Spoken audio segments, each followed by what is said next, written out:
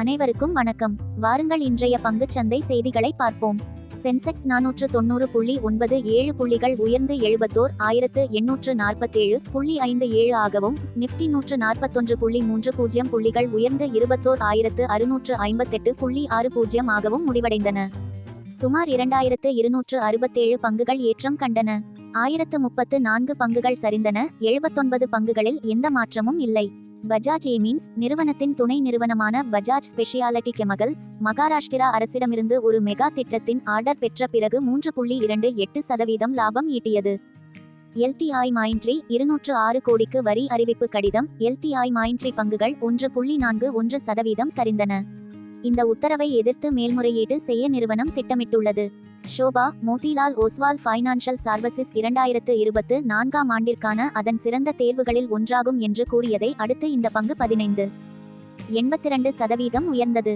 Goyal Ganga ventures India 100 விழுக்காடு பங்குகளை மாக்ரோடெக் developers வாங்குகிறது.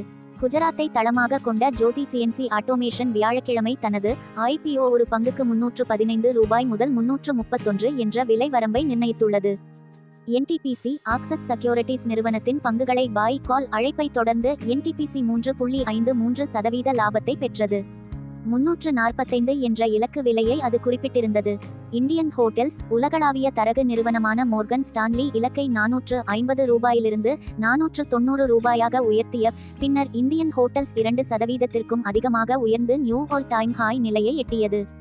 இது தற்போதைய நிலைகளிலிருந்து 7% உயர்வை குறிக்கிறது. டொரண்ட் பவர் மின் பயன்பாட்டு நிறுவனம் குஜராத் அரசாங்கத்துடன் மொத்தம் ₹47,350 கோடி 4 ஒப்பந்தங்களில் கையெழுத்திட்ட பின்னர் இந்த பங்கு 14% உயர்ந்து 52 வார உச்சத்தை எட்டியது. இந்த பங்குகள் 7.7% வரை ஏற்றம் கண்டன.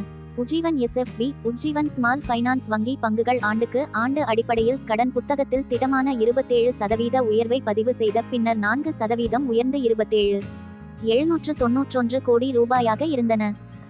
என்ஹெச்பிசி 4000 கோடிக்கு ஜிபிசிஎல் நிறுவனத்துடன் ஒப்பந்தம் கையெழுத்திட்டதை அடுத்து என்ஹெச்பிசி நிறுவனம் 2.67% உயர்ந்துள்ளது.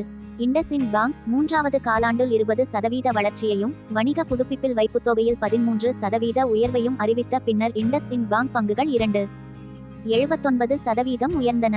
ஏஞ்சல் ஒன் நிறுவனம் ஒரு வலுவான மாதாந்திர புதுப்பிப்பை வெளியிட்ட பின்னர் பங்கு 7 விழுக்காடு உயர்ந்து 52 வார உச்சத்தை எட்டியது. டிசம்பரில் அதன் வாடிக்கையாளர் தளத்தில் 5.4 விழுக்காடு அதிகரிப்பு. அகமதாபாத்தை தளமாக கொண்ட சன்ஸ்டா ஐபிஓ மூலம் நிதி திரட்டுவதற்காக இந்திய பத்திரங்கள் மற்றும் பரிவர்த்தனை வாரியத்தில் செபி பூர்வாங்க ஆவணங்களை தாக்கல் செய்துள்ளது. இந்த சலுகை மூலம் சுமார் 375 முதல் 425 கோடி திரட்ட நிறுவனம் திட்டமிட்டுள்ளது. ட்ராயின் தரவுகளின்படி ரிலையன்ஸ் ஜியோ 31.59 லட்சம் மொபைல் பயனர்களை சேர்த்தது. அதே நேரத்தில் போட்டியாளரான பாரதி ஏர்டெல் சந்தாதாரர் ஆதாயம் அக்டோபர் 2023 இல் 3.52 லட்சமாக இருந்தது. அக்டோபரில் வோடாஃபோன் ஐடியா 20.44 லட்சம் சந்தாதாரர்களை இழந்தது.